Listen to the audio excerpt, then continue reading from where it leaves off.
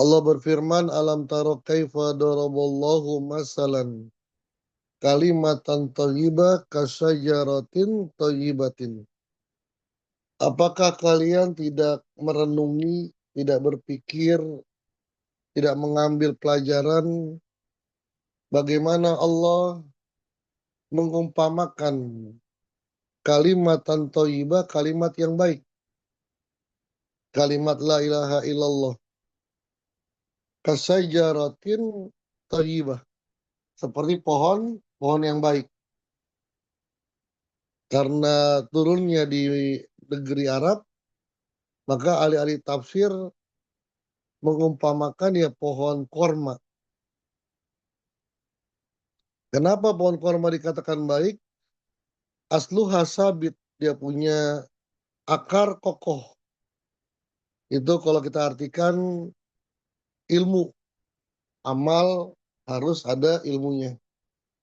Kullu ma bi ilmin ya amalul mardudatun la tuqbalu. La yuqbalu. Setiap amal yang nggak ada ilmunya, maka amal itu akan tertolak.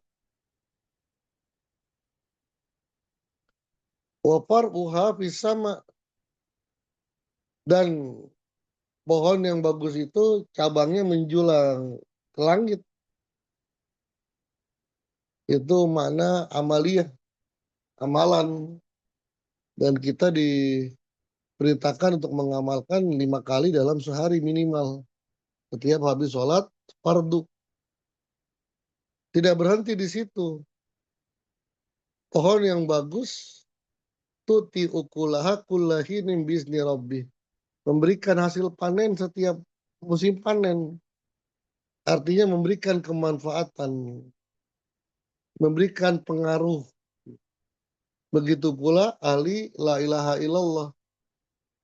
Ternyata itu sebagai barometer untuk kita mengatakan ahli la ilaha illallah adalah yang tuti ukulah kulahin, memberikan efek dalam diri kita. Inilah yang kenapa dengan suara yang keras Syekh Abdul Qadir menjelaskan untuk membangunkan hati, untuk menyadarkan hati. Banyak buah yang perlu diperlihatkan atau sebagai barometer. Ya, tidak tidak semua buah itu dimiliki. Tapi ada buah yang diantaranya buah yang bisa kita punya, dan itu memberi yang merupakan efek daripada zikir yang kita baca. Di antaranya apa yang dikatakan oleh Al-Imam Asy-Syafi'i. Beliau mengatakan jauhar mar'i risalasin. Mutiaranya seseorang ada dalam 3 perkara. Mutiara adalah kemuliaan, keagungan. Seseorang itu ada dalam 3 perkara. Yang pertama, kitmanul fakri. Menyembunyikan kefakiran. Menyembunyikan kefakiran. Hatta yazunnan nasu annaka ghaniyun. Sehingga orang-orang mengira kamu itu orang yang berkecukupan. Tidak meminta-minta. Ini yang diajarkan oleh guru agung kita. Tidak meminta, tapi kalau diberi, diterima. Tidak menunjukkan lemahnya. Tidak melakukan sesuatu yang orang melihat, menilai kita ini fakir. Bukan berarti dengan pakaian-pakaian yang serba mahal. Dengan sikap saja. Anta hurun bima anta anhu ayis. Wa anta abdun bima anta anhu tami. Kamu ini menjadi orang yang merdeka kepada orang yang kamu tidak terlalu butuh dengannya. Ada orang kaya, pejabat, kita nggak butuh-butuh banget. Kita merdeka tuh. Tapi sebaliknya, anta abdun liman anta anhu tami. Kamu akan menjadi hamba kepada orang yang kamu sangat berharap kepadanya. Lihat orang kaya, orang pejabat, ya kita mau diapain aja dah. Yang penting kita dapat keuntungan dari dia. Ini yang dilawan dalam Torikoh. Bacaan la ilaha illallah untuk kita menyandarkan kepada Allah saja. Ini yang pertama. Kitmanul fakri hatta yazunnan nasu annaka ghaniyun. Menyembunyikan kefakiran. Yang namanya ekonomi tidak semuanya orang itu stabil. Ada masa-masa yang jatuh. Ketika jatuh ya sudah. Tak usah mengemis-kemis. Yang kedua, kitmanul godok. Menyembunyikan kemarahan, kesalahan. Hatta yazunnan nasu annaka radin. Menyembunyikan kemarahan, kekesalan, kebencian. Sampai orang-orang mengira kita orang yang berlapang dada. Ini yang termasuk ciri-ciri orang-orang yang bertakwa. Alladzina yunfikuna fis sarai wad dara wal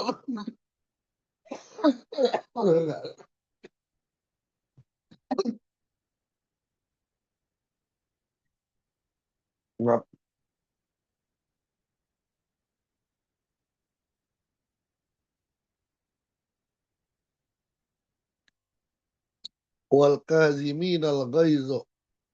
Orang yang menahan amarah. Jadi bawaannya senang. Ternyata puncak perjalanan seseorang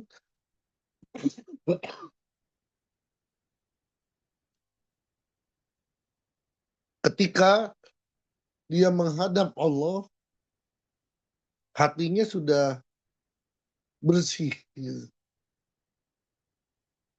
Yauma la yanfa'u malun wala banun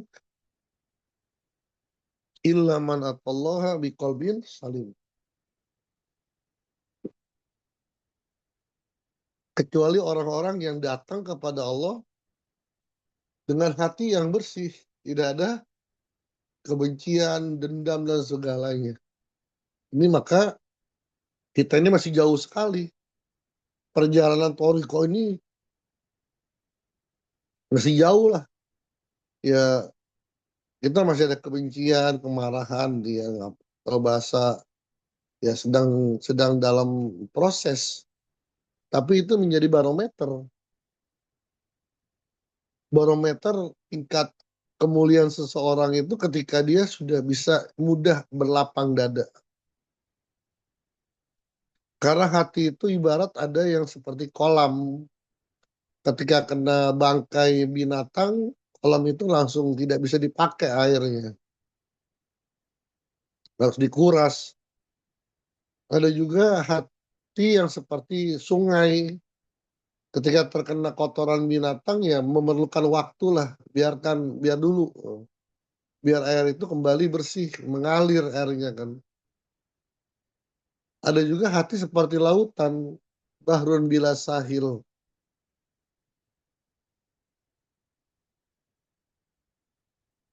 Yang ketika terkena bangkai binatang ya biasa-biasa aja. Ya.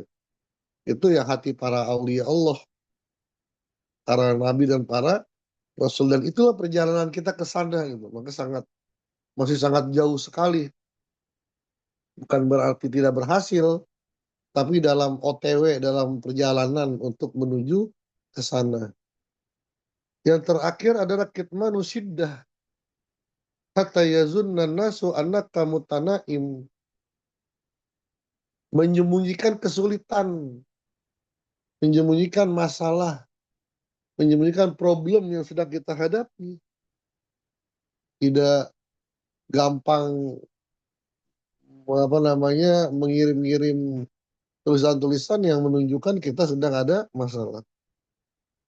Sehingga orang-orang menyangka kita ini selalu dalam kenikmatan, selalu dalam senang, sedang aja nih nggak ada susahnya. Sedangkan manusia itu secara hukum alam, walanabluwannakum bisyai'in minal khaufi wal ju'. Pasti kalian mendapatkan ujian dari Allah. Ini sudah hukum alam, sunnatullah. Ahasiban nasu ayyutraku ayyakulu amanna wa hum la yuftanun. Apakah kalian mengira orang-orang yang berkata beriman kepada Allah nggak mendapatkan ujian? Jadi setiap orang pasti mendapatkan masalah. Tinggal ketika dia pintar menyembunyikannya, ya seperti perkataan Imam Syafi'i yang pernah saya baca, saya katakan innal jiraha iza qabataha sufiyat faktum jirahaka wala tukhbir bihi ahada kamin jarihin kamin jarihin saka nasu wa'atahu fazadahu nasu hamman pokoma wajada. Sembunyikan korengmu, sembunyikan lukamu dengan diperban, maka itu akan cepat menyembuhkan. Jangan ceritakan masalahmu kepada orang, karena berapa banyak orang yang menceritakan masalahnya kepada orang lain, bukan tambah selesai. Fazadahun nasu hamman koma wajada. Malah menambah masalah lagi. Gitu. Tapi bukalah masalahmu fi jawfil laili li rabbihi ahadis somad. Di malam hari di hadapan Allah zat yang maha esa, yang zat yang maha perkasa. Ini diantara buah dari zikir la ilaha illallah. Wallahu muwaffiq ila aqwamit thoriq. Assalamualaikum warahmatullahi wabarakatuh.